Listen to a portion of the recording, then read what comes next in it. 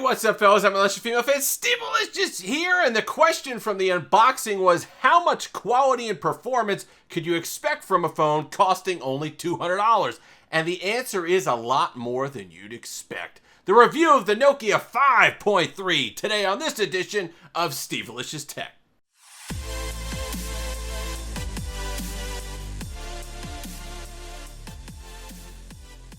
And we're back as always. Thank you to all the new subscribers, up over 570 as of the taping of this video. Thank you so much. If you're loving the old tech, the new tech, the phones, go ahead and give that subscribe button a tussle.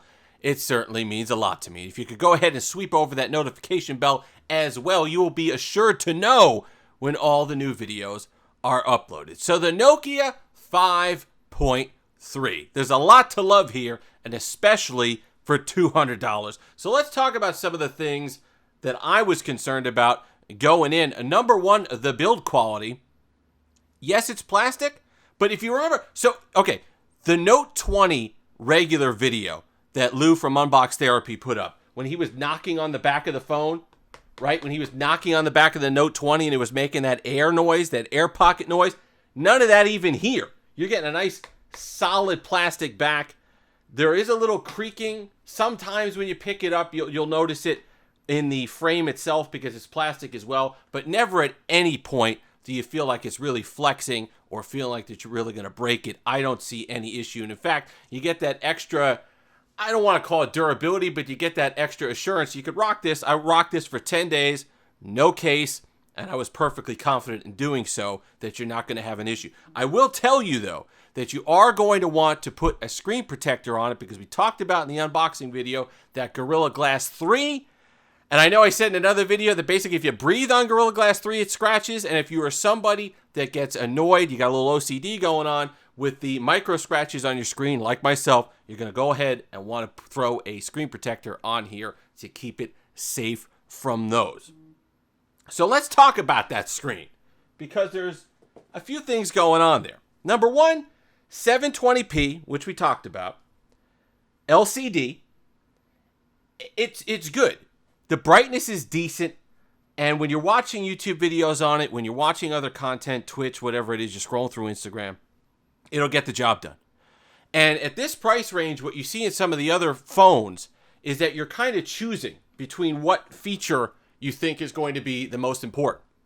We'll talk about some of those other devices later on. I will tell you, if you get this one, that even I am somebody who's like allergic to yellow light. I know it's bad for you. I know you got to filter out the blue light, but this particular screen on the default setting, maybe it's just my panel that I got, but I think you're going to notice this when you buy it. This particular phone is extremely cold when you get it. It actually throws off some of the coloring. So what I had to do, I'll show you what my particular setting is. So we'll go down here to settings, go to display, and then go to white balance. And I have mine, and I never do this on any device. Any of these devices I own, I have it vivid, ice cold, whatever it is. On this one, I actually turned it up almost 80% of the way to the warm side, and that'll help with the color balance and kind of get them back in order, what you're used to. So when you're watching content, even just looking at the home screen and the icons, it kind of gets it back to normal. So you don't notice a whole lot of drop off.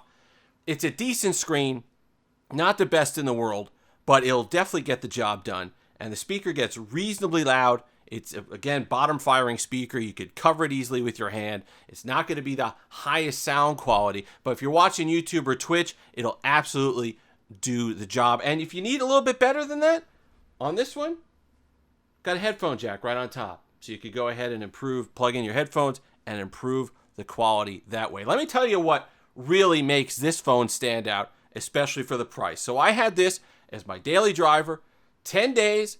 There's Instagram, Twitter, Facebook, chat, phone, whatever it was. I was using this device, and there were things that you get with Android One on more of a stock Android that were really nice and nice to see in a device like this, because the last thing you want, right? Snapdragon 665. We're not talking top of the line specs here, and that's okay. But what you want is that nice pared down, clean version of Android with nothing else built on top of it, so you can have a nice experience at a lower spec point. And that's what you get here. So you get Android. So you get all the nice Android 10 gestures. They all work perfectly fine, nice and smooth. You might notice a little bit of stutter sometimes, or a little, I shouldn't say stutter, a slight delay when you're first you're first caching stuff up. But once you get stuff into RAM, once you get moving, you'll be fine. I had a nice experience with it. Some of the cool things that you get, because there is the old school capacitive fingerprint sensor on the rear, you get that nice, you swipe down, and you get your notification shade, which I love in stock Android. So you can take advantage of that. You also get Google Assistant. Swipe up from the side, Google Assistant comes right up. No problem there at all. One of the other things I thought was neat, which I always thought was a mistake, was you go into settings, and I was seeing all this stuff for notification light. I'm like, what are you talking about, notification light? You got your teardrop notch here. I don't quite understand what they're talking about. But actually, it's right here in the power button. When you get a notification with something, and you could link multiple different apps to it, it actually glows like one of those sleep-wake things on a laptop where it's just a white LED that kind of breathes on and off. And it works, because you don't get the always-on display, but you can have it where you have it on the side, or I liked when I was using it, had it on a nightstand, had it kind of turned upside down or charging on the side. I'd know when I got a notification. So it was nice little feature, and thrown right into the power button, especially in this budget price range. As we say hello to Evie here, helping out. Always appreciate the helpers. One of the other nice things that you get, double tap to wake, which is kind of cool. Another nice Android feature. So let's talk about a couple different things with performance. So this is where I'm going to cut in some gameplay, and you can see we're playing Call of Duty Mobile, high settings, not bad. I mean, you'll see a little slowdown, but nothing crazy. And I was able to play, and these are at high settings. You can even turn it down to medium and probably get even better performance. But I think for playing this game, this is a fairly intensive game. You got a lot going on. You got a shooter. You got movement. You got 3D environment. Perfectly fine. So if you're worried about maybe getting some of your games in on a device with a Snapdragon 665, you don't have to worry about that, as you can see here. The other big criticism that I saw, and I'm going to kind of temper it a little bit here, is the camera. And it has the AI technology, which you can see here. It did recognize that this was an animal. This is Xavi. Everyone say hello. And I don't know what quite the AI would do. I don't know if they have some sort of fur enhancing white balance that takes over when they recognize that it's an animal. But whatever it does, it does. And in nice lighting, good bright environments, you're going to get a decent image out of the 13 megapixel main shooter. You can see here, again, this recognizes it as an interior. Decent shot. Where you're going to start noticing the fall off is when you go to the secondary camera systems. You can already see it in this wide angle shot of the same exact, these were taken seconds apart. You can see in the wide angle shot, you're already getting a reduction of image quality. And that happens a lot of times when you go from the main sensor to a wide angle, because there is that difference in megapixels. You can see the colors aren't as good. It's just not as sharp. And then, of course, you could go over to the macro lens, and then you see a big drop off. This is borderline gimmick territory, or the colors are washed out. It's just not good. I mean, yeah, it focuses where it's supposed to, but it's not an image that you're going to want to use a lot of the time. So let's bring it back in. So I want to talk about cameras for a second. And the other thing also is the shutter speed is a little slow. I wonder if we could go ahead and that's to be expected. A lot of times with the processing, with the software, you get that little bit of delay there. So you're catching moving objects or something, or if it's a fast scene that you're trying to get on a photo, it's going to be a little bit difficult with that. You're going to get a little blur. So you really got to keep your hand steady. And there's other things like night mode and stuff like that work okay. But again, the thing that you want to use for this, if you're getting this on this phone, understand that the main shooter, the 13 megapixel main camera, can be serviceable. In good light, and the right environment, you'll get a perfectly usable picture. So I know a lot of people were complaining about the camera on this, but I think you could get by with it if you just understand that there are some limitations. In the comment section of my last video, somebody talked about Gcam. And yes, there is a version of Gcam that works for this. I don't like to mention that. I don't like to recommend that for a couple different reasons. I think there's a lot of people that be getting this device that either aren't comfortable with side loading, don't want to mess with APKs, and I understand it's not that hard, okay? But that's not for everybody. And a lot of times with Gcam, you could get there's a million different versions. You could get the wrong version on your phone. It crashes. It doesn't work quite right. So I understand it does a lot. It helps this sensor a lot with image processing, but it's not something, if you're comfortable messing around with that, then go ahead and get added camera improvement on this phone. But I don't like talking about it as something that, there's Gcam, so this is fine.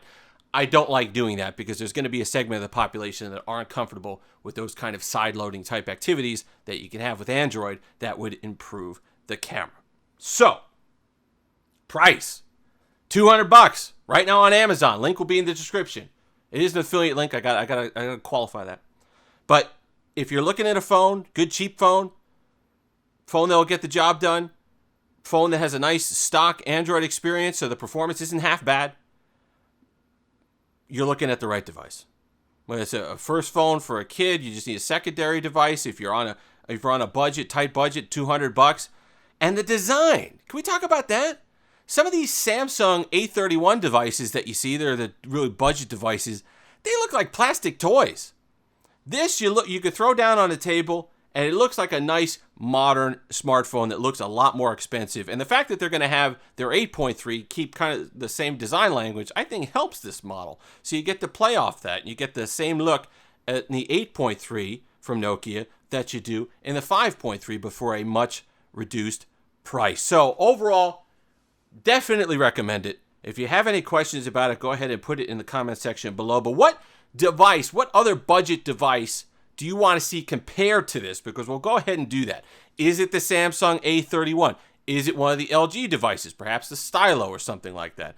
Let me know in the comment section below, and I will go ahead and compare these two because you're going to get pros and cons of each.